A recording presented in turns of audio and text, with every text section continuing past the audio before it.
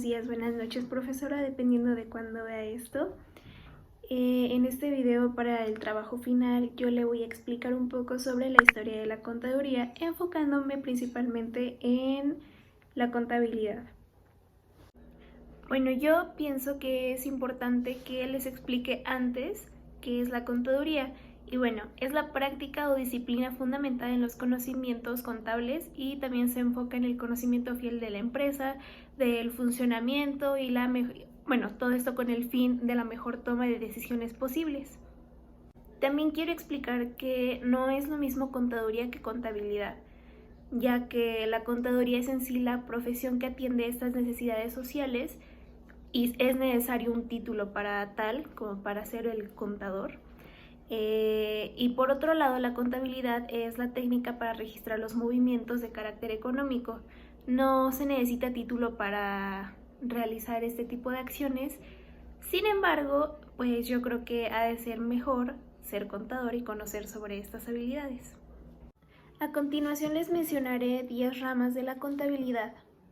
Tenemos contabilidad financiera, contabilidad administrativa, contabilidad de costos, auditoría, auditoría interna, contabilidad forense, contabilidad de impuestos, contabilidad fiduciaria, contabilidad pública y contabilidad gubernamental. En lo personal, a mí la que me llama más la atención es contabilidad financiera, sin embargo soy un poco mala para las matemáticas y las fórmulas, pero se hace el intento. Y ok, ya se viene lo bueno, ya es momento de explicarles sobre la historia de la contaduría, la historia de la contabilidad tal cual la conocemos, desde inicio hasta el presente. La contabilidad es muy antigua, ya que si nos ponemos a pensar un poco, los humanos cuando salían a recolectar necesitaban administrar su patrimonio y aquellas cosas que prestaban, porque en realidad siempre ha tenido que haber cierta organización para tener jerarquías.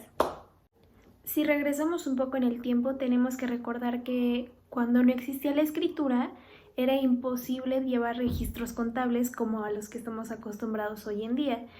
Sin embargo, hay pruebas de que en el pasado las personas utilizaban unas tablillas de arcilla húmedas para llevar, se podría decir como en rayitas, sus registros contables. Y también se podía encontrar esto en árboles o piedras donde se podía ver como palitos de cómo iban prestando y así. Tenemos que tener en cuenta que la contabilidad se ha tenido que ir modificando conforme pasa el tiempo. Esto porque, vamos a poner un ejemplo, un comerciante en la antigüedad, cuando recién estaba surgiendo la moneda por allá del siglo VII a.C., no necesitaba los mismos registros contables a los que se necesitan ahora, que ya hay empresas de mayor nivel, que ya hay tecnología, que todo está más actualizado. Ahora de manera rápida voy a explicar un poco sobre los inicios de la contabilidad, no tal cual como la conocemos ahora, pero sí como de los eventos más importantes registrados. Entre ellos quiero mencionar el Imperio Romano, cuando estaba el emperador Augusto pocos años antes de Cristo. Él lo que hizo, lo que llegó a hacer y se tienen registros, es que tenía registrados las cuentas y todo lo del gasto público y cuánto debían los esclavos, en qué momento ya podían ser liberados. Y se sugiere que el emperador necesitaba toda esta información para el planteamiento y toma de decisiones para el lugar. Entonces, con el avance del tiempo y de la contabilidad en la Europa medieval, surgió la famosa partida doble, que es la más conocida en contabilidad básica, porque en esta tienes en ese entonces era un crédito y débito. Todo esto porque cuando se metieron a la economía monetaria en el siglo VIII aproximadamente, lo que pasó fue que tenían préstamos bancarios, se podría decir, entonces por eso había crédito y débito. Y ahora en la contabilidad actual se conoce como cargo y abono o debe y haber. Habiendo ya mencionado este tema, les voy a contar un poco sobre Luca Pacioli. Nació en 1445 y falleció en 1517. Él es considerado el padre de la contaduría. y es quien mencionó los primeros registros de la forma T o principio de dualidad, lo que voy a explicar en unos momentos. La contabilidad surgió cuando el hombre se dio cuenta de que su memoria no era suficiente para mantener toda la información financiera necesaria para la administración de algún lugar, de una empresa, el comercio, etc. El método de la partida doble es sumamente importante para la contaduría. Luca Pacioli, fue quien hizo el primer escrito sobre, no fue el fundador, eso sí quiero mencionar, no fue el fundador, pero fue quien hizo el primer escrito sobre la partida doble, y se decía que aquellos que no tuvieran sus registros tal cual él lo mencionaba eran más propensos a sufrir pérdidas o robos por parte de sus empleados. Entonces, esta es una de las razones por las que los empresarios de aquel entonces decidieron utilizar este método.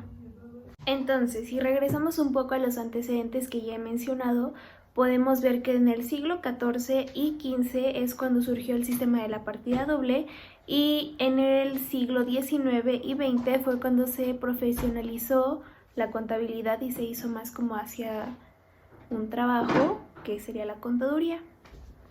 La profesión en sí del contador moderno surgió hasta el siglo XIX en Escocia. Esto porque normalmente los contadores estaban en el ámbito de los abogados, y llegó un punto en el que los abogados empezaban a hacer también trabajos contables. Entonces esto se encontraba muy relacionado con la contabilidad forense, pero esa es otra rama muy distinta. Bueno, está relacionada con la contabilidad, pero es una rama de ella. Y bueno, regresando un poco al tema, en 1854 el Instituto de Contadores de Glasgow le mandó una carta a la reina Victoria para mencionarle que los contadores, que en ese tiempo eran muy pocos, pero poco a poco fue incrementando el número de personas que se iban acercando a esa profesión. Bueno, le comentaron en la carta que para ser contador se necesitaban habilidades especiales como conocer sobre matemáticas para los cálculos, además de que también se necesitaba conocer un poco sobre temas legales para las situaciones financieras que presentaban.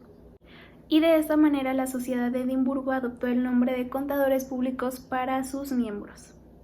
Finalmente, poco a poco fueron surgiendo más academias porque las necesidades de las personas iban cambiando, y además, conforme la economía iba incrementando, se necesitaban más personas que conocieran sobre estos temas contables.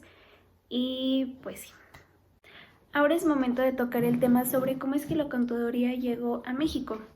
Y bueno, creo que no es secreto que los mayas y los aztecas eran expertos en sistemas contables, porque llevaban la administración sobre los productos o cosas que recogían o recolectaban de los pueblos que saqueaban.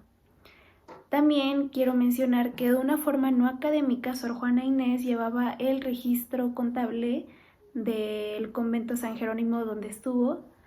Entonces, de cierta manera, ella también forma parte de la historia de la contabilidad en México. En la época colonial, en el 2000 a.C. a 1600 después de Cristo, normalmente los conquistadores desde sus inicios, designaban a un contador, quien era el que iba a vigilar que se repartieran equitativamente todas las cosas a los integrantes de la expedición. Posteriormente, en la época del virreinato, se llevaban registros contables. Más o menos 1600 después de Cristo a 1900 después de Cristo, los contadores de la Nueva España llevaban diversos libros donde iban registrando ingresos y egresos para hacerse cargo de los recibos de pago, para multas, depósitos, etc. Para 1845 surge la primera escuela, que es el Instituto Comercial, que sirve como cuna para la contaduría pública. Sin embargo, tuvo varios cierres debido a la intervención estadounidense y francesa. Pero para 1907 surge el primer contador público en México. Sin embargo, ellos no eran muy bien valorados aquí y mejor traían personas del extranjero, servían mejor. Entonces las personas de aquí tuvieron que viajar al extranjero para poder capacitarse de mejor manera y ya después regresar a México. Ya que mencioné un poco sobre la historia de cómo es que llegó la contaduría a México, Ahora les contaré un poco sobre la historia de la Facultad de Contaduría y Administración, misma en la que nos encontramos ahora mismo en línea.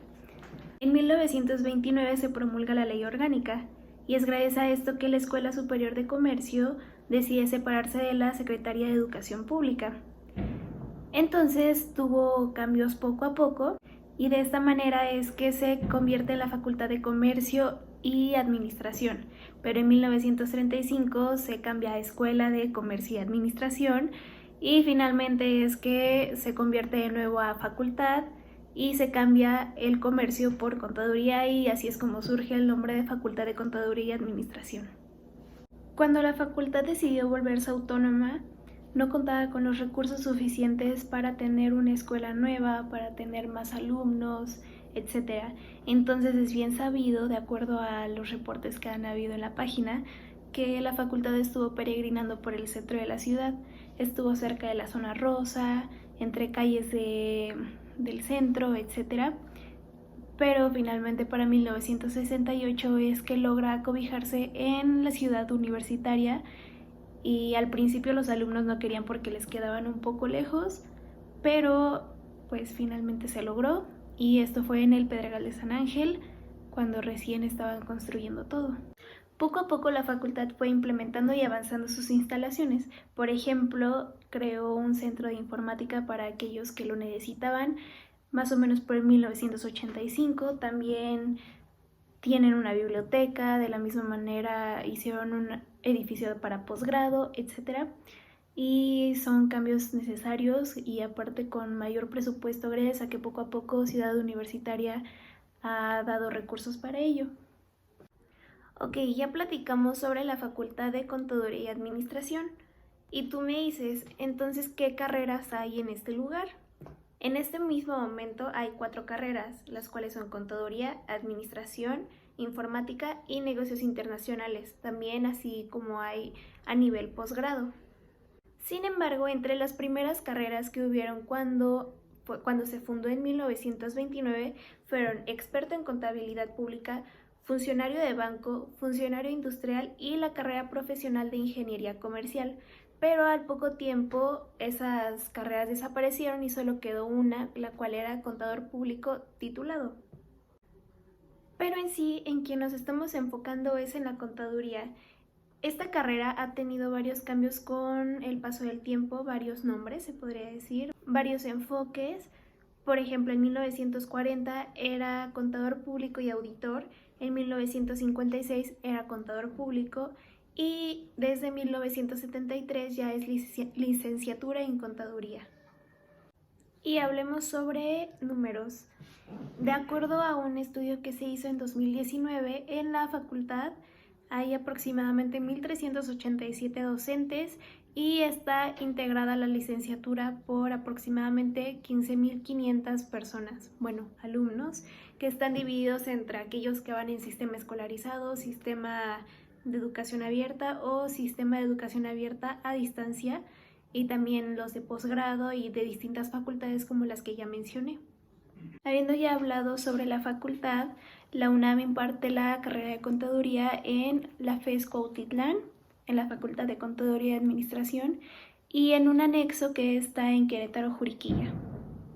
Ahora el desafío de la facultad es generar nuevos planes de estudio que se puedan adaptar y reflejen la realidad, que puedan llegar a solucionar los problemas que las organizaciones tanto públicas, privadas y sociales han tenido, para una mejor solución de ellas, para que tengan un mejor funcionamiento, para que haya menos corrupción, etc. Y para finalizar este video, me gustaría decir o agregar el dato de que hay personas que dicen que los contadores vamos a desaparecer, o que esta profesión va a desaparecer en un futuro porque nos va a reemplazar la tecnología y los robots, como ya lo han estado haciendo. Sin embargo, yo pienso que no es del todo cierto, ya que nunca se va a encontrar algo como el ingenio humano. Además de que si una cosa tiene algún error, nosotros encontramos la manera de solucionarlo, pero una máquina no podría, porque simplemente marcaría error, error, error. Y bueno, esas son mis conclusiones. Yo pienso que para convencerla es una buena carrera, profesora, y debería de intentarlo en algún momento. Y gracias por ver este video.